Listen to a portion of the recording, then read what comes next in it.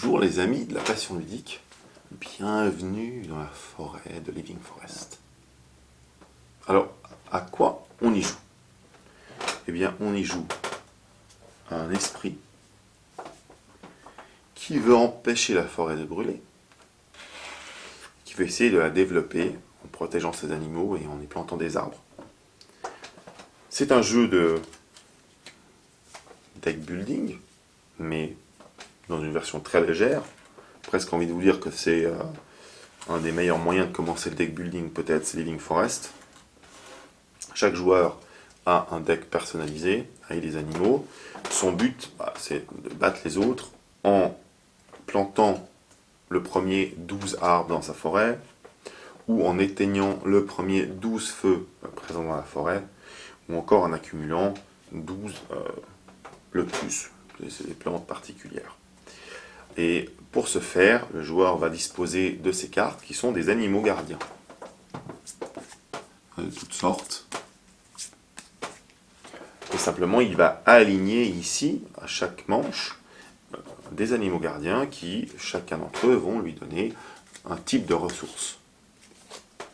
Avec quelques conditions, évidemment. Grâce à ces ressources, le joueur pourra acheter de nouvelles cartes qu'il mettra dans des fosses et qui, du coup, reviendront après.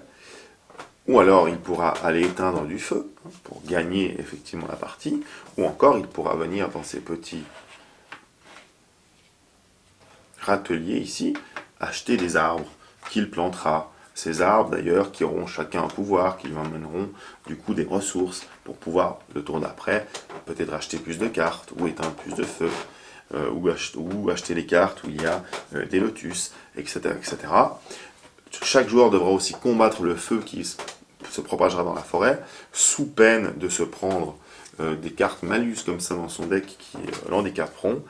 Et c'est comme ça une espèce de petite course vers la victoire, mais qui est hyper sympathique parce que déjà, il y a plein d'animaux, les illustrations sont très jolies, le jeu est hyper fluide et très bien calibré, c'est-à-dire que très rapidement, en quelques tours, on arrive tous à peu près au même score, et puis c'est vraiment dans les derniers moments où il faut bien jouer pour être le premier.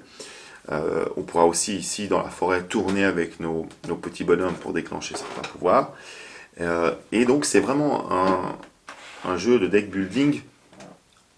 C'est peut-être pas débutant, mais c'est vraiment pas un jeu très compliqué. Je pense que si vous voulez un peu vous faire des parties à 30 minutes, dont les règles sont expliquées en une dizaine de minutes, c'est le jeu qu'il vous faut. Et il y a de la rejouabilité, et c'est jamais frustrant en fait. Même quand vous perdez, vous vous amusez. Et ça, c'est pour moi qui suis pas toujours le meilleur des perdants, ce genre de jeu, ça me va très bien aussi, parce que je gagne pas toujours, mais je suis pas frustré de le perdre, parce que franchement, je me suis marré, je me suis amusé, c'est intéressant, c'est facile, ça va vite. Ouais, vraiment, Living Forest, c'est un jeu que j'aime beaucoup. D'ailleurs, où est-ce que j'ai mis sa boîte? Je ne sais même pas. Ah, attendez, elle est là. Hop. C'est un jeu que je vous conseille. À jouer entre amis, à jouer en famille. Ça se passe super bien. Alors, ils disent ici 10 ans et plus. Je pense qu'à 8 ans, on peut déjà commencer à y jouer. De 2 à 4 joueurs. Partie de 30 à 40 minutes. Voilà. Eh bien, écoutez les amis, franchement, jouez à Living Forest. Super jeu. Et je vous dis à tout bientôt. Ciao, ciao.